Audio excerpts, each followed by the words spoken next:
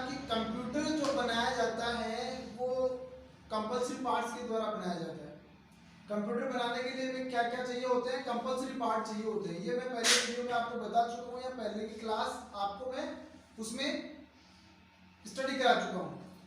अब वो पार्ट्स कौन कौन से होते हैं, आज हम इस क्लास में क्या पढ़ेंगे, कौन कौन से कंपल्सरी पार्ट होते हैं जिनके माध्यम से कंप्यूटर बनाया जाता है और कंप्यूटर कैसे बनता है और उन पार्ट्स की पहचान क्या होती है, कौन सा पार्ट कहाँ मिलता है, उनकी पहचान क्या करेंगे, कितने पार्ट्स होने चाहिए कंप्यूटर बनाने के लिए और एक कंप्यूटर को कैसे बनाया जाता है, वो आज हम इस क्लास के अंदर आपको बताएंगे। तो सबसे पहले जिन लोगों ने चैनल को सब्सक्राइब नहीं किया है वो सब्सक्राइब कर लें।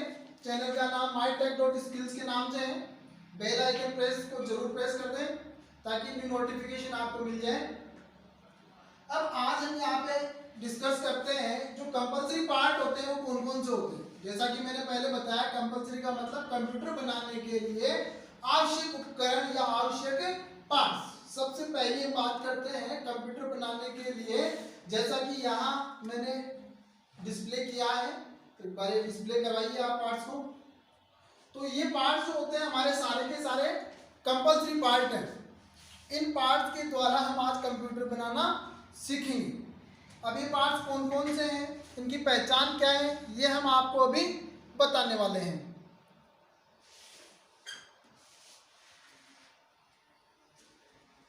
तो अब हम बात करते हैं सबसे पहले कंपल्सरी पार्ट में। जो सबसे पहला पार्ट होता है वो मदरबोर्ड होता है। क्या होता है? मदरबोर्ड। ये कंप्यूटर का जो प्लेट नुमा आकृति आपको दिख रही है, क्या है? मदरबोर्ड होती है। ये कंप्यूटर का मदरबोर्ड होता है। इस मदरबोर्ड के ऊपर कंप्यूटर के जितने भी पेरिफेरल्स हैं, चाहे वो इनपुट उपकरण हो, चाहे वो आउटपुट उपकरण हो, चाहे वो स्टोरेज उपकरण हो, चाहे वो पावर उपकरण हो, चाहे वो कंट्रोल उपकरण हो, सारे के सारे उपकरण जो है, इंस्टॉलेशन उनका जो है, असेंबल जो है, वो सारे के सारे इस मदरबोर्ड पे ही होते हैं। इसलिए इस मदरबोर्ड को कंप्यूटर का सबसे मेन पार्ट कहा जाता है। यह मदरबोर्ड अलग अलग कंपनी के द्वारा निर्मित किया जाता है, जैसा कि आसूस, मरकरी, इंटेल और भी कई कंपनियां मार्केट में जिनके द्वारा यह डिवाइस तैयार किया जाता है। ठीक है। अब इस मदरबोर्ड के ऊपर हम कौन कौन सा पार्ट लगाएंगे, कैसे लगाएंगे, वो थोड़ा डिटेल से आगे पढ़ेंगे। इसके बाद दूसरा जो इंपॉर्टेंट पार्ट होता है वो होता है सीपीयू। ये देखिए, ये सीपीयू होता है, माइंड ऑफ द कंप्यूटर यही है। ये क्या है? Mind of the computer. CPU का जो दिमाग हम कहते हैं वो यही होता है। इस सीपीयू पे पूरी डिटेल लिखी होती है। वो डिटेल क्या क्या होती है वो सारी मैं आपको डिस्प्ले कराऊंगा। तो इसमें सबसे पहले देखिए, ये सीपीयू है। इस सीपीयू पे यहाँ पे कुछ इंफॉर्मेशन अवेलेबल है। तो यहाँ पे जो इंफॉर्मेशन अवेलेबल है वो थोड़ा सा मैं आपको यहाँ बताऊंगा क्या है वो इंफॉर्मेशन और उस इंफॉर्मेशन का मतलब क्या होता है, उस इंफॉर्मेशन से हम क्या पहचान करते हैं, उस इंफॉर्मेशन को पढ़ के हम किन चीज़ों का पता लगाते हैं। अब इसके बाद में दूसरा जो इम्पोर्टेंट पार्ट होता है हमारा वो होता है रैम। ये देखिए, रैम होती है, रैंडम एक्सेस मेमोरी इसकी फुल फॉर्म होती है। ये कंप्यूटर में रैम, टेम्पररी मेमोरी जिसको हम कहते हैं, वो यही होती है। क्या होती है? टेम्पररी मेमोरी यही होती है। इसके बाद हम बात करते हैं कंप्यूटर में, यह हार्ड डिस्क होती है। यह क्या होती है? Hard disk. अब यह हार्ड डिस्क कितने प्रकार की होती है, कैसे इसको कंप्यूटर में लगाया जाता है, कितने जीबी की होती है, कितनी कैपेसिटी की होती है, ये सारी की सारी इंफॉर्मेशन इसके ऊपर अवेलेबल होती है। तो यहाँ पर इसके बाद हम चर्चा करते हैं, ये हमारा सीडी या डीवीडी राइटर होता है। अब सीडी या सीडी ड्राइव या डीवीडी राइटर की क्या पहचान होती है वो हम आपको यहाँ पे सारी चीज़ें बताएंगे। ये कंप्यूटर में क्यों लगाया जाता है इसकी भी हम जानकारी आपको देंगे। इसके बाद में कंपल्सरी पार्ट में एक माउस भी आता है जो कि इस तरीके का आपको देखने को मिलता है। इसके बाद में कंप्यूटर में सीपीयू फैन होता है जो कि इस तरीके का होता है। ये सीपीयू के ऊपर लगाया जाता है ताकि आपका जो सीपीयू है वो गर्म ना हो, उसको ठंडा रखने के लिए सीपीयू फैन इस्तेमाल किया जाता है। देखिए इस तरीके से होता है। इस पे ये ऊपर पंखा होता है और नीचे हीटसिंक होती है। ये हीटसिंक सिल्वर की बनी होती है। जैसा कि आपको मालूम है सिल्वर जितना अधिक गर्म होता है उससे कहीं ज़्यादा वो उतना ही स्पीड से ठंडा भी होता है। इसके बाद ये जो पार्ट होता है ये आपका SMPS होता है, अर्थात कंप्यूटर के जितने भी पार्ट्स होते हैं उन सभी पार्ट्स को सप्लाई देने का काम जो है, पावर देने का काम है, वो ये पार्ट करता है। इस पार्ट की कंप्लीट इंफॉर्मेशन, कितने वोल्टेज का है, कितने पे ऑपरेट होना है, सारी इंफॉर्मेशन यहाँ अवेलेबल होती है। इसकी कंप्लीट डिटेल हम आगे चर्चा करेंगे। इसके बाद हम बात करते हैं यहाँ पे ये कंपल्सरी पार्ट के अंदर कीबोर्ड आता है। इस कीबोर्ड का क्या काम होता है, ये कहाँ लगता है, ये सारी डिटेल हम आगे अध्ययन करेंगे। इसके बाद ये आपका मॉनिटर स्क्रीन होता है। ये मॉनिटर स्क्रीन कई प्रकार का होता है, जैसा कि CRT, LED, TFT and LCD। ये टाइप्स ऑफ मॉनिटर हैं। इनमें से कोई भी आप एक प्रकार का मॉनिटर आप यूज में ले सकते हैं। इसके बाद में देखिए ये वाला जो पार्ट है ये होता है पावर केबल। बिना इसके आप अपने कंप्यूटर को या मॉनिटर को पावर नहीं दे पाएंगे। इसके बाद में इसमें एक केबल और होती है ये केबल होती है आपकी VGA केबल। देखिए इस केबल की पहचान यही होती है, ये D टाइप एक कनेक्टर होता है और इसमें 15 पिन होती है। D टाइप कनेक्टर होता है और 15 पिन कनेक्टर होता है। ये देखिए 15 पिन कनेक्टर होता है, इसको VGA केबल के नाम से जाना जाता है। ठीक है, ये मॉनिटर को जोड़ने के लिए काम में ली जाती है। इसके बाद में इस प्रकार की डाटा केबल होती है जो कि ये यूज की गई टेक्नोलॉजी के आधार पे होती है। यह केबल जैसे हार्ड डिस्क और DVD ड्राइव को कंप्यूटर से जोड़ने के लिए यूज में ली जाती है। हार्ड डिस्क यदि आपकी ID ही है तो चौड़ी वाली केबल लगती है, अगर SATA है तो ये SATA इस प्रकार की केबल होती है जो आपके मॉनिटर स्क्रीन से DVD ड्राइव से और मदरबोर्ड से अटैच हो जाती है।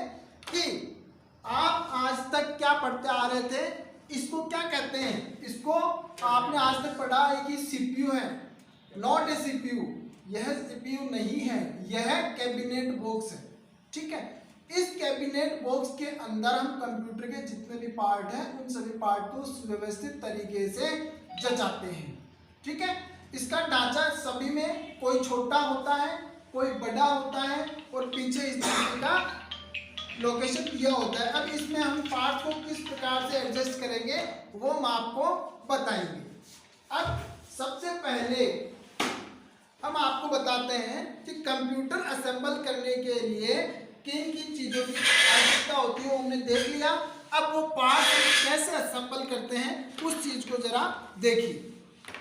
सबसे पहले कंप्यूटर बनाने के लिए देखिए हम अभी फिलहाल में जो है बिना CPU कैबिनेट बॉक्स के, बिना कैबिनेट बॉक्स के आपको कंप्यूटर बना के दिखाएंगे। बिना CPU बॉक्स के बिना कैबिनेट बॉक्स के आपको CPU बना के दिखाएंगे। तो बिना कैबिनेट बॉक्स के हम कंप्यूटर कैसे बनाते हैं वो हम आपको बताते हैं। सबसे पहले देखिए आप क्या लोगे, मदरबोर्ड लोगे। तो यहाँ पर देखो अब सबसे पहले हम जरूरत होती है, सबसे पहले हम इस मदरबोर्ड को समझे कि इस मदरबोर्ड पर कौन सा पार्ट कहाँ कैसे लगना है, इस चीज को हम समझते हैं। तो सबसे पहले हम समझे ये मदरबोर्ड प्लेट है, आपकी कंप्यूटर का मदरबोर्ड है। यह क्या है, कंप्यूटर का मदरबोर्ड है। ठीक है, यह कंप्यूटर का मदरबोर्ड है। इस मदरबोर्ड के ऊपर किन किन वस्तुओं का इंस्टॉलेशन हम करते हैं वो समझते हैं। सबसे पहले देखो इस मदरबोर्ड पे इस तरीके का एक सॉकेट होता है। इस सॉकेट को हम CPU सॉकेट के नाम से जानते हैं। ये देखिए ध्यान से, इस सॉकेट को CPU सॉकेट के नाम से जानते हैं। यह CPU सॉकेट होता है जो कि मदरबोर्ड के ऊपर होता है। यह CPU सॉकेट होता है जो कि मदरबोर्ड के ऊपर होता है। अब इस पे CPU हम इंस्टॉल करते हैं। तो देखिए CPU इंस्टॉल करने के लिए सबसे पहले आप ध्यान रखिएगा, हम CPU इंस्टॉल करने से पहले CPU के फीचर्स को समझते हैं। CPU के फीचर्स को समझते हैं तो यहाँ पे हम सीपीयू पे जो पॉइंट लिखे होते हैं वो पॉइंट क्या क्या लिखे हुए होते हैं वो मैं डिस्प्ले करा देता हूं आपको। सबसे पहले इस सीपीयू पर बनाने वाली कंपनी का नाम लिखा होता है। तो यहाँ पर इस सीपीयू के ऊपर आप देख पा रहे हैं इंटेल लिखा हुआ है। तो यह कंप्यूटर, यह सीपीयू किस कंपनी का बनाया हुआ है? इंटेल का। ध्यान से एक बार और देख लो इस पे क्या क्या टाइप किया हुआ है, इस सीपीयू के ऊपर क्या क्या टाइप किया हुआ है।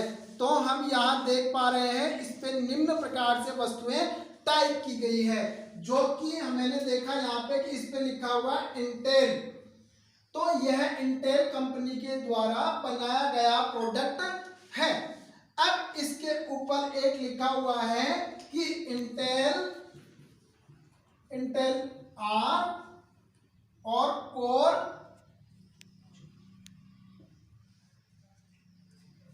TM2DOU, इस पे ये लिखा हुआ है। तो बच्चों यहाँ पे इसका मतलब ये होता है, देखो कंप्यूटर सीपीयू जो होता है टेक्नोलॉजी प्रकार से आता है, इसकी अलग अलग तकनीक होती है बनाने की। तो यहाँ पर इसकी कौन सी तकनीक है बनाने की वो दर्शाई गई है, अर्थात ये सीपीयू इंटेल कंपनी का बनाया हुआ है और यह कोर टू ड्यू सीपीयू है। कौन सा सीपीयू है? कोर टू ड्यू सीपीयू है। कौन सा सीपीयू है? कोर टू ड्यू सीपीयू है। यह भी कई प्रकार का आता है, जैसे एक dual core two duo, Celeron, ठीक है। जैसे स्टार्टिंग में सेलेरॉन,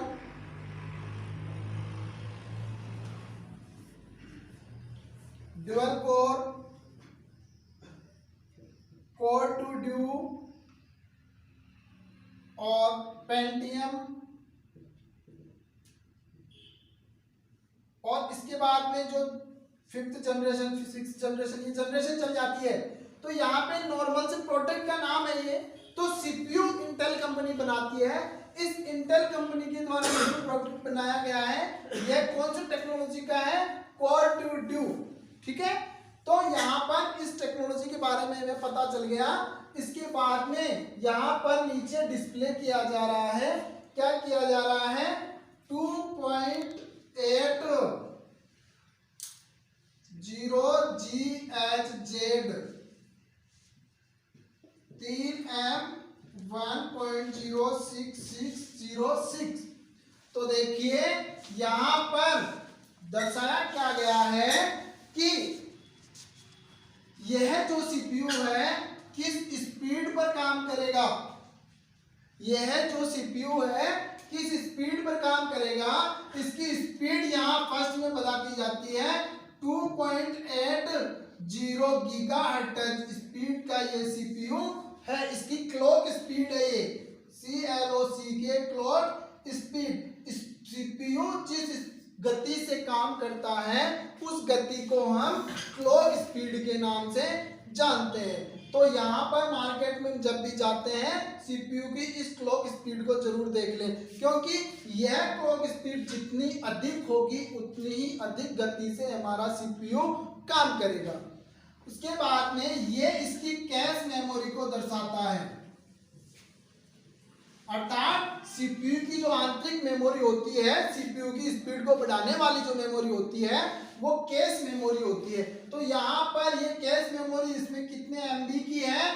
3 MB की कैश मेमोरी सीपीयू के अंदर डाली गई है। इसके बाद में यह सीपीयू जो है लास्ट में 1.06 दे रखा है, ये इसका 1.6 ऑपरेटिंग वोल्टेज है, अर्थात इस सीपीयू को ऑपरेट होने के लिए 1.6 वोल्ट की आवश्यकता होगी। इसके बाद में लास्ट में दर्शाया जाता है इसकी कोर वोल्टेज। ये इसके कोर वोल्टेज को दर्शाया गया है। अब ये कोर वोल्टेज क्या होता है ये पूरी डिटेल जब आप सीपीयू का चैप्टर पढ़ोगे उसमें बताया जाएगा, ठीक है। तो इस प्रकार से इस सीपीयू पर जो डिटेल दी गई है वो मैं आपको यहाँ पर रीड करवा चुका हूँ, ये आपको अवश्य ध्यान में रखना है। इसके बाद देखिए यहाँ पर मदरबोर्ड के ऊपर इस सीपीयू को असेंबल करने के लिए आप ध्यान से देखिएगा, सीपीयू पर 2 कट बने हुए होते हैं। सीपीयू पर 2 कट बने हुए होते हैं जो कि ये रहे, ठीक है। इस कट के अलावा सीपीयू पर एक तीर का निशान भी होता है जो कि ये रहा। ठीक है, आप इन दो कट को और इस तीर के निशान को ध्यान में रखना है। अब हम यहाँ पर लगाने के लिए ध्यान से देखते हैं, इस सीपीयू सॉकेट पर एक कट बना हुआ होता है। ठीक है, जैसे यहाँ पर आप ध्यान से देखिएगा, ये जो सॉकेट है यहाँ पर देखिएगा चौकोर की जगह एक छोटा सा कट बना दिया गया है जो कि इस कॉर्नर पे ये है। ठीक है, और यहाँ पर जो दो कट और बने हुए हैं जो कहाँ पर, ये रे, एक कट ये रहा, एक कट ये रहा। तो जैसा कि मैं पहले भी बता चुका हूँ, इस सीपीयू की एक कॉर्नर पे कट होता है क्रॉस वाला, दूसरी दोनों तरफ दो कट बने हुए हैं। तो ये दोनों कट उस सॉकेट के कट में लग जाएंगे। कैसे लग जाएंगे वो देखिए आप। तो यहाँ पर देखिए, यहाँ पर दो कट ऑलरेडी पहले से हैं सॉकेट के ऊपर। कौन कौन से? एक ये रहा और दूसरा ये रहा, एक ये रहा, दूसरा ये रहा, और ये कोना कटा हुआ है, मतलब यहाँ पर सीपीयू का जो कट पॉइंट है अर्थात ये वाला आएगा, और ये कट यहाँ और यहाँ आने वाले हैं। तो मैं इस सीपीयू को इस तरीके से ये कट से ये कट मिला लेता हूँ, और बड़े ही प्यार से, इसके साथ जोर ज़बरदस्ती मत करना वरना इसकी पिन जो है डैमेज हो जाएगी और ये सीपीयू खराब हो जाएगा। 4-5 हज़ार रुपये का नुकसान आपका हो सकता है। और ऐसे रख के इसको ऐसे लगाइए और इस लॉक को नीचे की ओर प्रेस कर दीजिए। ये हमारा सीपीयू सॉकेट में सीपीयू सेट हो गया। अब इसके ऊपर इसको ठंडा करने के लिए हम क्या करते हैं, जब नया सीपीयू लाते हैं तो उसके साथ एक पेस्ट आती है, छोटी सी कागज की पुड़िया आती है जिसमें पेस्ट आती है कोलगेट जैसी सफेद सफेद। उस पेस्ट को आप निकालो और यहाँ पर लगा दो। इससे क्या होगा, कुछ वो पेस्ट भी सीपीयू को ठंडा रखती है। हम अब वो पेस्ट लगाने के बाद इस सीपीयू फैन को इस सॉकेट के ऊपर असेंबल करेंगे। कैसे? ऐसे रखा, इसके 4 होल बने हुए हैं, चारों होलों को ऐसे हमने रखा। ऐसे रखने के बाद में हम इसके जो स्क्रू हैं वो स्क्रू से इसको हम सेट कर देते हैं। ऐसे कई में ये स्क्रू देते हैं, कई में लॉक देते हैं। तो आप वो लॉक और स्क्रू दोनों को अलग अलग तरीके से खोल सकते हैं और वापस बंद कर सकते हैं। इस तरीके से मैंने यहाँ पर सीपीयू के ऊपर सीपीयू फैन को असेंबल कर दिया है।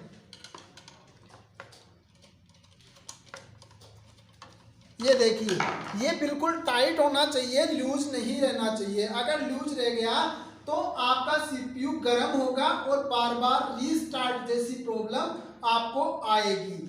अब इस सीपीयू को हम जो है इस पे पावर देना है, तो यहाँ देखिए बोर्ड के ऊपर सिस्टम फैन का एक ऑप्शन होता है या सीपीयू फैन का एक ऑप्शन होता है। तो देखो यहाँ पे लिखा हुआ है सीपीयू फैन। ठीक है, यहाँ सीपीयू फैन लिखा हुआ है और यहाँ सिस्टम फैन लिखा हुआ है। मतलब सिस्टम फैन का मतलब है कि सिस्टम आपका कैबिनेट बॉक्स में एक अलग से सीपीयू फैन और लग रहा है, वो तो सिस्टम फैन में हम कनेक्शन देंगे और सीपीयू फैन का हम देंगे यहाँ पर सीपीयू फैन सॉकेट के ऊपर। तो सबसे पहले हमने इसको थोड़ा सा उल्टा हो गया, इसको वापस री अनलॉक करते हैं। तो देखिए यहाँ पर ये सीपीयू फैन का जो कनेक्टर है, इस कनेक्टर में हम सीपीयू फैन को पावर देंगे। सीपीयू फैन को पावर देने के लिए देखिए इसमें लॉक बना हुआ है और इसमें भी लॉक का पॉइंट बना हुआ है। तो इस लॉक को आपस में हम यूं मिला देंगे जिससे ये सीपीयू फैन का कनेक्शन हो जाएगा। अब हमने देखा सीपीयू सॉकेट के ऊपर सीपीयू फैन लगा के उसको पावर का कनेक्शन हमने बड़े ही आराम से कर दिया है। अब इसके ऊपर हमें ज़रूरत होती है, यहाँ पर देखिए, यहाँ पर इस मदरबोर्ड के ऊपर रैम लगाई जाती है। रैम लगाई जाती है, रैम के लिए यहाँ पर 4 सॉकेट दिए गए हैं और एक पीला दे रखा है, एक लाल दे रखा है। तो अगर आप इधर लाल लगाते हैं तो इधर भी लाल वाले सॉकेट में ही आपको रैम लगानी है, इधर पीले वाले सॉकेट में लगाते हैं तो इधर भी पीले वाले सॉकेट में ही रैम लगानी है। ठीक है, ऐसा अगर आप नहीं करते हैं तो सीपीयू की जो स्पीड है वो कम हो जाएगी। मैचिंग पावर के अनुसार ही हमें, कॉम्बिनेशन के अनुसार ही हमें रैम इसमें इंस्टॉल करनी है। तो रैम इंस्टॉल करने के लिए हमारे पास ये रैम है। देखो यहाँ पर देखोगे ये रैम है। ये रैम कई प्रकार की आती है, एक जिसमें कई कट होते हैं, एक कट इसमें है, किसी में 2 कट आते हैं, किसी में एंड में कट आता है। ठीक है, ये टाइप्स ऑफ रैम के ऊपर डिपेंड करता है कि वो कट कहाँ होना चाहिए, या आपको भलीभांति प्रकार से पता होना चाहिए इसमें कि एंड वाली कट में, एंड वाली कट की रैम को किस नाम से जानते हैं, मिडिल कट वाली रैम को किस नाम से जानते हैं, डबल कट वाली रैम को किस नाम से जानते हैं, इसकी पहचान आपको होनी चाहिए। इसके लिए रैम का जो टॉपिक होता है वो डिटेल से आपको अध्ययन करना होता है। अब यहाँ देखिए रैम का जो क्लासिफिकेशन है वो भी मैं आपको बता देता हूँ। रैम के ऊपर एक स्टिकर लगा होता है, उस स्टिकर के ऊपर भी लिखा होता है, कंपनी का नाम लिखा होता है और उस पर कई इंफॉर्मेशन लिखी होती है। तो यहाँ पर इस इंफॉर्मेशन के आधार पर हम रैम को आइडेंटिफाई करेंगे। तो इस रैम के द्वारा देखो रैम पे यहाँ पर सबसे पहले लिखा हुआ होता है कंपनी का नाम, जैसे यहाँ पे लिखा है हाइनेक्स और कोरिया, यानी कि ये हाइनेक्स कंपनी के द्वारा बनाई गई रैम है और मेड इन कोरिया है। ठीक है, इसी प्रकार से इसके आगे लिखा हुआ है 2 GB, अर्थात ये रैम कितनी कैपेसिटी की है, 2 GB कैपेसिटी की ये रैम आपकी है। ठीक है, इसके बाद हम बात करते हैं इस पे कैसे इसको इंस्टॉल किया जाता है। देखिए जैसा कि इस रैम में भी 1 कट है, यहाँ पर ये 1 कट है, वैसा ही आपको इस सॉकेट में भी एक ही कट मिलेगा।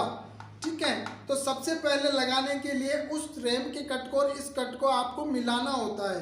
तो इस कट को मिलाने के लिए आप देखिए, इसको पहले ऐसे करिए, देख पा रहे हैं कि ये कट थोड़ा सा आउट हो रहा है, इसका मतलब यह जो रैम है यह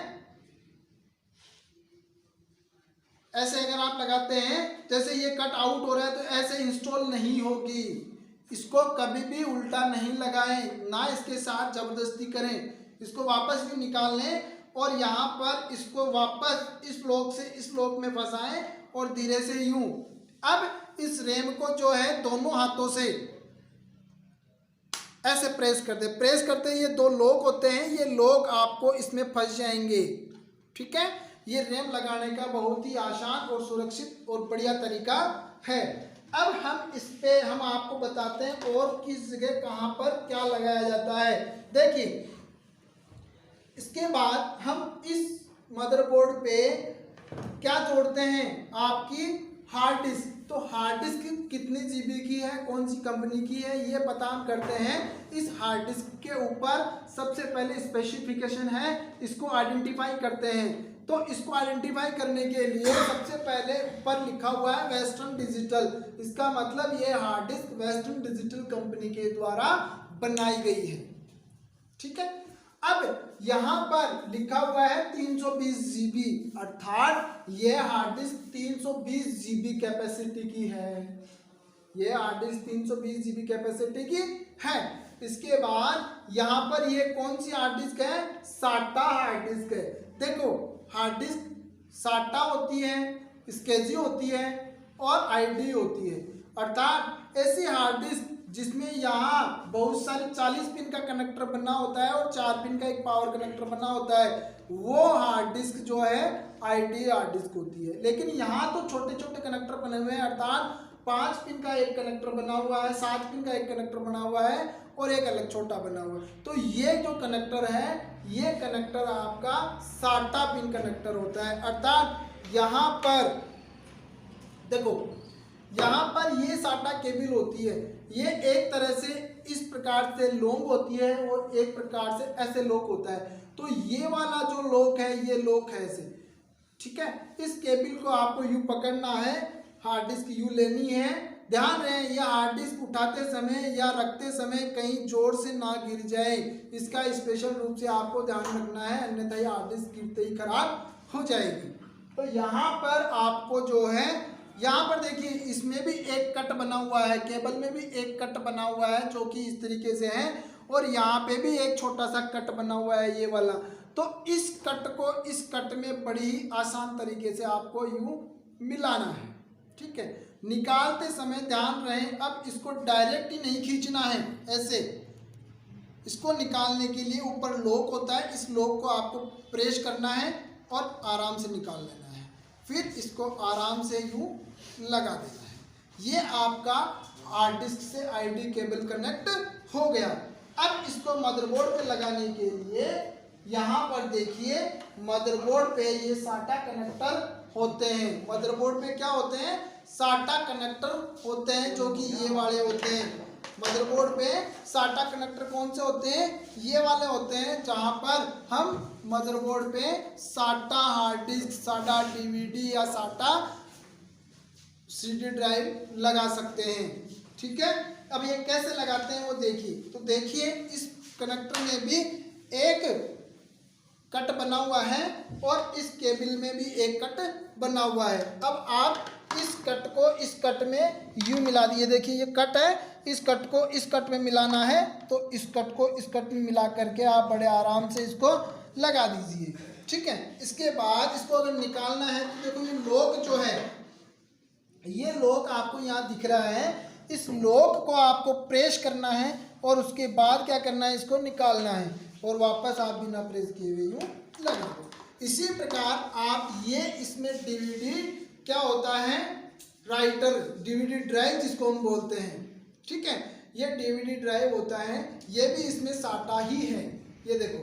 तो इसमें भी आप वही तरीका अपनाएंगे। देखो ये केबल किसी में ये दोनों तरफ सेम होते हैं, तो किसी में दोनों तरफ एक एल टाइप होता है, सीधा आई टाइप होता है।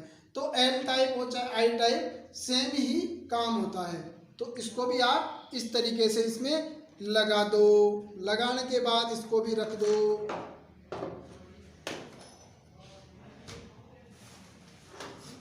अब हम इसका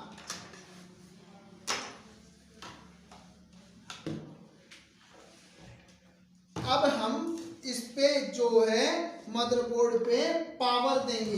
पावर देने के लिए आप देखिएगा ये एसएमपीएस होती है, इसको बोलते हैं एसएमपीएस। ये एसएमपीएस होती है और इसके द्वारा हम मदरबोर्ड का कनेक्शन करते हैं। कैसे करते हैं? यहाँ पर मेन जो पावर लीड होती है वो जोड़ी जाती है।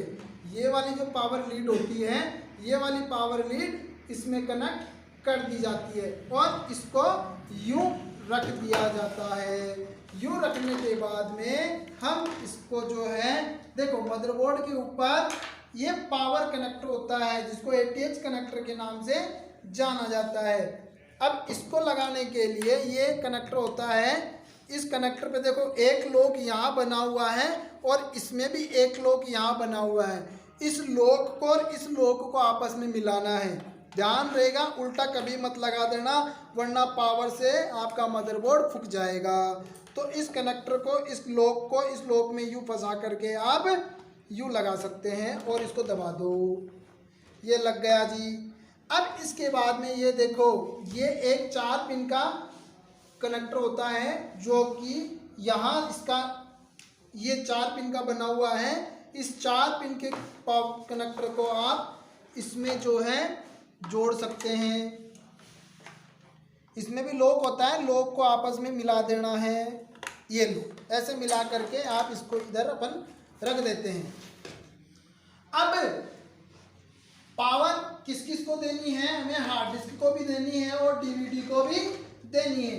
तो ये डीवीडी के पावर के लिए देखिए आप यहाँ पर अगर डीवीडी को पावर देना है तो देखो यहाँ पर ये वाला सॉकेट लगता है, ये वाला सॉकेट यहाँ पर लगा दो, जिसको वही कट के अनुसार मैच करा के आपको यहाँ लगाना है, ठीक है। इसके बाद आपने इसको लगाया, वही पावर आपको किस में देना है? हार्ड डिस्क में भी देना है, ठीक है। तो आप ये ऊपर नीचे ऐसे भी लगा सकते हो, हार्ड डिस्क इसके ऊपर भी रख सकते हो ऐसे, और इसको भी आप इस तरीके से हार्ड डिस्क को पावर दे दो। हार्ड डिस्क को पावर दे दी, डीवीडी को पावर दे दी हमने, इसके बाद हम क्या करेंगे, आपके इसको देखो, ये मदरबोर्ड था, इस मदरबोर्ड के ऊपर ये आउटपुट या हम इस कंप्यूटर से जो भी डिवाइस अटैच करेंगे उनके पोर्ट होते हैं। तो इन पोर्ट पे यहाँ पर 6 पिन वाला PS2 माउस कीबोर्ड लगाएंगे। वायलेट जो कलर होता है, बैंगनी कलर का जो पोर्ट होता है वो हमेशा कीबोर्ड के लिए होता है, और ग्रीन कलर का जो पोर्ट होता है वो हमेशा माउस के लिए होता है, और ये वाला VGA पोर्ट ब्लू कलर का जो होता है वो आपके मॉनिटर स्क्रीन के लिए होता है। ये वाला आपका पैरेलल प्रिंटर के लिए होता है, लेकिन आजकल USB आ गए, तो USB यहाँ पे आप जो भी डिवाइस, माउस, कीबोर्ड, जो भी USB है वो यहाँ पे लगा सकते हो। इंटरनेट चलाना है तो आप इसमें इंटरनेट का RJ45 कनेक्ट कर सकते हो, और यहाँ पर आप माइक, स्पीकर ये सब लगा सकते हो। तो यहाँ पर सबसे पहले हम VGA केबल यूज करते हैं, जो कि इस तरीके से देखो, इसमें आपको D टाइप है, एक तरफ बड़ा कनेक्ट पॉइंट है, एक तरफ छोटा पॉइंट है, तो बड़ा वाला इसके बड़े वाले की तरफ ही आएगा। तो इसको कभी भी आप उल्टा मत लगाना, नहीं तो केबल की पिने मुड़ जाएगी। ये लो ऐसे, ठीक है। इसके बाद में माउस जो है, ये इस तरीके का माउस आपके पास अगर है तो आप इस पे लगा सकते हो ऐसे। इसके बाद में कीबोर्ड जो है आपके पास, ये कीबोर्ड भी आप यहाँ पे लगा सकते हो। यहाँ कीबोर्ड हमारे पास इस टाइप का है, PS2 टाइप का है, तो यहाँ पे भी PS2 टाइप का कीबोर्ड आप इस तरीके से PS2 कीबोर्ड और माउस को लगाते समय ध्यान रखना है, अगर लगाने के बाद आप यूँ घुमाओगे तो उसकी पिने टूट जाएगी। बाद हम क्या करते हैं, ये देखो, ये आपका PS2 है, इस PS2 को यहाँ कट से कट मिला करके आपको लगा देना है। अब आप इस बोर्ड को कंप्लीटली चेक करते हैं। ये जो VGA केबल है, सेम टाइप का कनेक्टर होता है, VGA कनेक्टर, जो आप यहाँ लगा सकते हो, ठीक है। और इसको पावर देने के लिए यहाँ पर पावर पोर्ट होता है, इस पावर पोर्ट में जोड़ दो। यहाँ पे जोड़ने के बाद में ये पॉइंट आपके सामने निकलता है, इसको सॉकेट के अंदर लगा दो, सॉकेट में लगा दो, ऐसे लगा दो। और ऐसे लगाने के बाद में अब आपका जो कंप्यूटर है वो असेंबल हो चुका है। हमने देखिए ये कंप्यूटर असेंबल किया है विदाउट कैबिनेट बॉक्स, ठीक है। अब हम इसको चला सकते हैं, ठीक है। अब इस कंप्यूटर को हम चला सकते हैं। ये हमने विदाउट कैबिनेट के कंप्यूटर असेंबल कर लिया है, ठीक है। तो अब हम इसको किसके अंदर, कंप्यूटर कैबिनेट बॉक्स में इन सभी पार्ट को व्यवस्थित तरीके से कसेंगे, फिट करेंगे, उसके बाद में हम इस कंप्यूटर को चलाएंगे, ठीक है। आगे बात समझ में। तो आज की इस क्लास के अंदर हमने सीखा कंप्यूटर के कौन कौन से पार्ट होते हैं और वो पार्ट कैसे आपस में जोड़े जाते हैं, उन पार्ट की पहचान कैसे करते हैं हम, और उनको किस किस केबल किस किस के माध्यम से कनेक्ट किया जाता है, आदि बहुत सारी बातें हमने सीखी, ठीक है। नेक्स्ट क्लास में हम सीखेंगे कंप्यूटर को कैबिनेट बॉक्स में कैसे,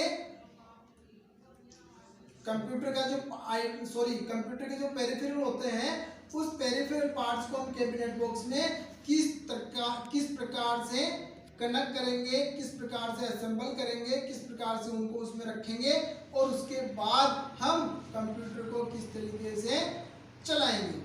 आगे बात समझ में। अब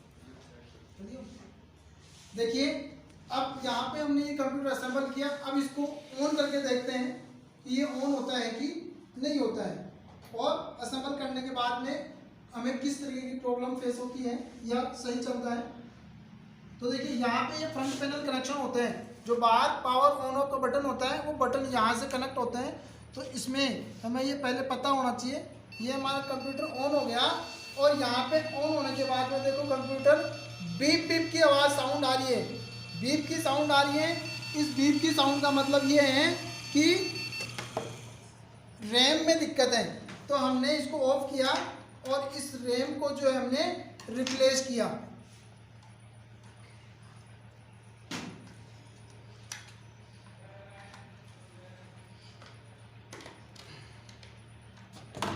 अब देखते हैं अब भी वही प्रॉब्लम फेस होती है क्या। अब देखो हमारे सामने वह प्रॉब्लम फेस नहीं हुई और यहाँ देखो कंप्यूटर का डिस्प्ले आ गया है। इसका मतलब हमारा जो कंप्यूटर है वो बिल्कुल सही तरीके से असेंबल हुआ है। अब हमारे कंप्यूटर में कमी क्या है, केवल और केवल प्रोग्राम करने की, अर्थात उसमें इंस्टॉलेशन करने की। तो अब आपको हम आगे बताते हैं कि इसका जो इंस्टॉलेशन से संबंधित चैप्टर भी आपको नेक्स्ट क्लास में, हम आगे की क्लास में एक अलग से ही वीडियो बना के डालेंगे और आगे की जो नेक्स्ट क्लास है उसमें हम इन सभी असेंबल पार्ट्स को कंप्यूटर में इंस्टॉल करेंगे, कैबिनेट बॉक्स में इंस्टॉल करेंगे और उसको फिर हम तरीके से व्यवस्थित करके चलाएंगे और व्यवस्थित चलाने के बाद में हम उसमें इंस्टॉलेशन करेंगे। ये इंस्टॉलेशन कैसे करते हैं, इंस्टॉलेशन करते समय किन बातों का ध्यान रखना है, ये सारी चीजें हमें उस क्लास के अंदर पता चलेगी। तो आज की क्लास हम यही समाप्त करते हैं और इस क्लास का वीडियो जो है आप देखने के लिए जल्द से जल्द mytech.skills चैनल पर जाकर के यूट्यूब में उसको सब्सक्राइब कर लो और बेल आइकन प्रेस बटन को जो है प्रेस कर दो, ताकि अधिक से अधिक इसमें हम और भी वीडियो आपको जो उपलब्ध करवाएं तुरंत उसका नोटिफिकेशन आपको प्राप्त हो जाए। तथा कमेंट बॉक्स में जो भी हमारी कमी होती है, जो भी आपको कुछ डाउट्स होते हैं वो जरूर लिखें, ताकि हम उन डाउट्स को या उस कमेंट्स को देख करके आपके डाउट दूर करने का प्रयास करें। जितने ज़्यादा हो सके इस चैनल को, आप इस वीडियो को शेयर और लाइक जरूर करें। ठीक है, थैंक यू।